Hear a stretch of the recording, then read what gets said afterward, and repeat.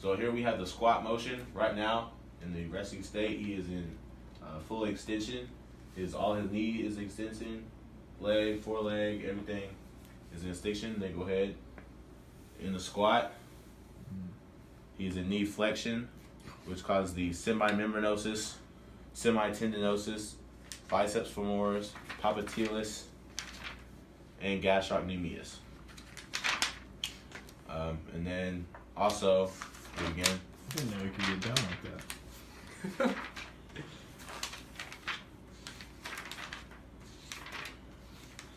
Go ahead, cut. The semimembranosus muscle, origin is in the ischiotuberosity, which is non-palpatable because it's too close to his whatever. And then we have the insertion, which is the posterior medial side of the tibia condyle. It sits in hip flexion the hip extension, and knee flexion is in the sciatic nerve, L5, S1, and S2. The semitendinosus muscle is also originates in ischiotuberosity and inserts in the anterior medial surface of the proximal tibia. So, anterior medial surface of the proximal tibia should be up there. It's also extends the hip and flexes the knee, is in the sciatic nerve, L5, S1, and S2. Alright, so go ahead and squat. So he's also working his biceps femoris, and there's two heads to that, just like the biceps in the arm. One, long head originates on the ischiotuberosity, which is not palpatable, and the short head is on the lateral lip of the linea aspera. And then it inserts on the fibular head, so down there, but on the lateral side of the fibula. And then it also works the popliteus muscle. It originates on the lateral condyle of the femur, and then inserts on the posterior medial condyle of the tibia. So posterior and then medial, so it would be towards the back of the knee here. And then it also works the gastrocnemius muscle, which originates on the medial and lateral condyles of the femur, and then it inserts on the posterior calcaneus. So, down on the back here, all the way down. This is calcaneus. Shoot, so I can't palpate it. Alright, do it again. And that is the only way you work your gluteus maximus during a squat, is during that butt pop. Just like that.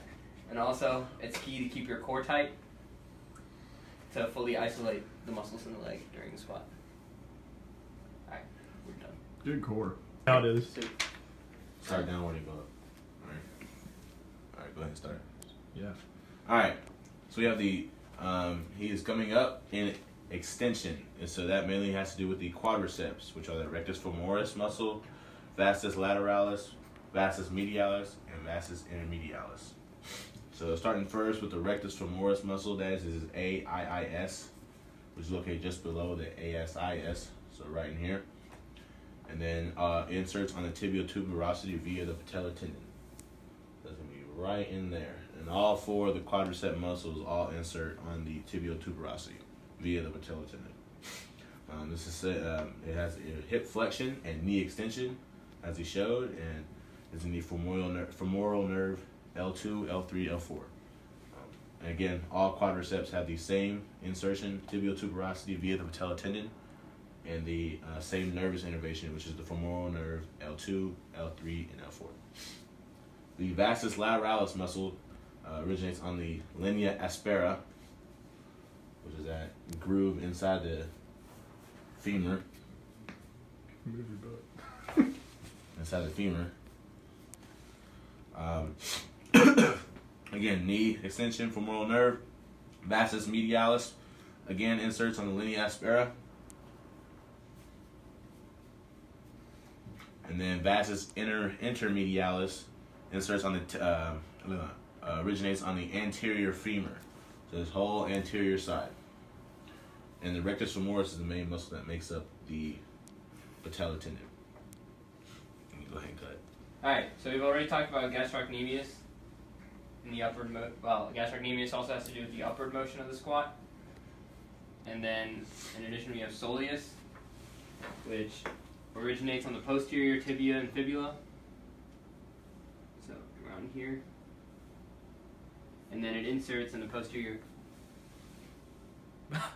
calcaneus. You must got a face full of ass. Alright, cut.